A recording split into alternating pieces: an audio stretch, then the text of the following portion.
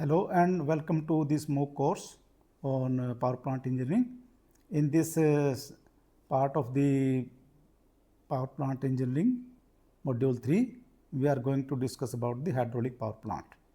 How energy get converted into electricity, the hydraulic energy get converted into the electricity. तो इस module में हम ये जानने की समझने की कोशिश करेंगे कि किस तरह से डिफरेंट कंपोनेंट्स मिलकर एक क्लीन एनर्जी, एक रिन्यूएबल एनर्जी का सोर्स जो है हाइड्रो पावर प्लांट जो क्लीन एनर्जी हमें प्रोवाइड कर रहा है, किस तरह से वो हमें एनर्जी मिल रही है. तो let move to the next slide to see what are the different components. Here you are clearly seeing in the visual.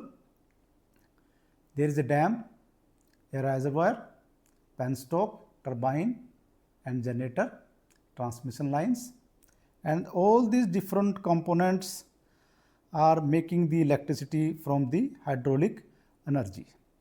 Let's see how all these components making the electricity from a flowing river. In simple way, we can say hydropower uses the potential energy of water stored at height. Water is directed through turbine to generate electricity. It is a clean, renewable and widely source of power generation. These are the different components of hydropower plants. First of all is catchment area. Catchment area is the naturally available area where water flows. Then comes the dam. A barrier built across river to hold back the water, creates head and regulate water supply to turbine. Reservoir, a large body of stored water behind the dam. Then there comes the intake structure and or control gate. Intake structure controls the flow of water from the reservoirs to penstock, have screens to remove debris. This structure removes debris but allows the fishes to move in the forward direction or the backward directions. Then there comes the headrace and forebay. The headrace carries water from the intake to forebay, a small widened area before the penstock. The second part of this components of hydraulic power plants, penstock. These are the massive steel pipes carries water to the turbines. Surge tank. Surge tanks are provided in the way between turbine and reservoir. In some cases, when the pressure fluctuates, then the surge tank govern that pressure fluctuations. Turbines convert water energy to mechanical energy. Generator converts mechanical energy to electrical energy. Transformer and transmission lines. Transformers step up the power and lines carry the power to the consumers. And last one is the tail race, which discharges water back to the river. Then there comes the types of hydro power plants. There are number of number of types of power plants are there. First one is run-of-river plant. In these types of power plants, there is no need of storing the water. The natural flowing river from upstream to downstream, there is a gradient, and the water is made through penstock to the turbines. Turbines is installed in the downward direction. In this way, the flowing water is used to make the electricity.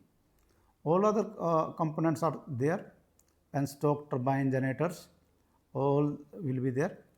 And next one is storage plant, where we store the water in the making dams.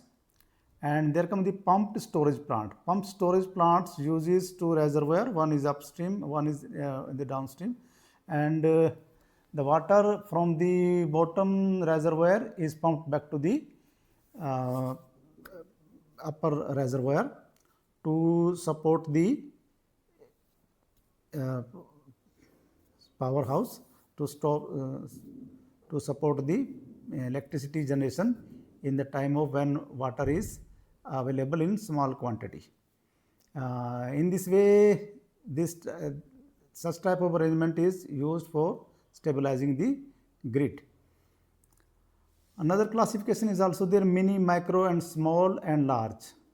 These are categorized according to the capacity of their power generation. Mini generates 101 kilowatt to 2 megawatt, micro up to 100 kilowatt, and small hydropower 2 megawatt to 25 megawatt, and large hydropowers are more than 500 megawatt and above. This comes under these categories. Then there comes the main question: how the sites for these power plants is selected.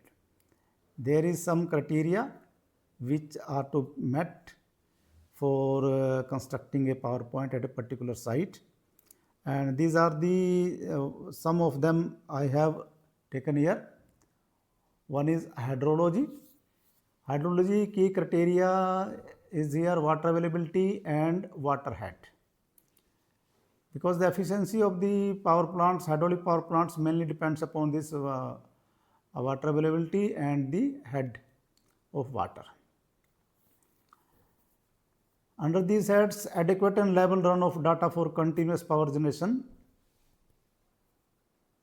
water availability should be there, and at the same time, head of the water, sufficient head of the water should be there. Then there comes the geology. Ground किस तरह का है, ground की strength क्या है, उसकी foundation strength क्या है.